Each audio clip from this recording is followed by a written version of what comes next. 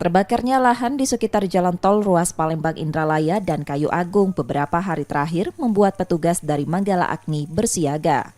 Kesiagaan tersebut dilakukan untuk menangani kebakaran lahan dan hutan yang akan menimbulkan asap yang dikhawatirkan membahayakan lalu lintas di jalan tol.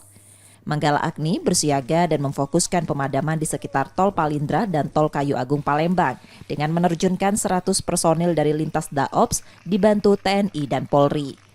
Kebakaran di sekitar jalan tol terjadi pada semak belukar di lahan mineral. Pemadaman di wilayah ini terkendala akses menuju titik api. Cuaca yang kering membuat semak belukar sangat rentan terbakar. Ditambah angin kencang dan arah yang berubah-ubah membuat api cepat menyebar dan menyulitkan pemadaman. Selain itu, sumber air untuk memadamkan api mulai kering karena tak ada hujan lebih dari sepekan terakhir. Kendala yang kita hadapi satu akses ke lokasi ke titik api itu agak sulit.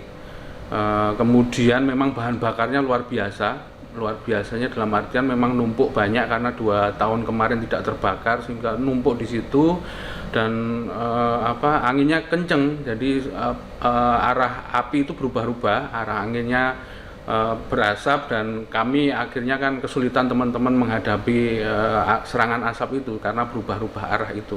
Apalagi tidak ada hujan turun, Pak ya? Tidak ada hujan turun sudah sekitar seminggu lebih, jadi memang kondisi beberapa embung kemudian beberapa sumber air juga kosong, jadi itu yang menjadi kendala kami juga. Manggala Agni terus melakukan patroli intensif dengan bantuan visual udara dari Satgas Udara. Koordinasi juga dilakukan pada pengelola tol untuk memantau CCTV, respon cepat bila terjadi kebakaran di sekitar tol. Emriski Nurmizan, Kompas TV, Palembang, Sumatera Selatan.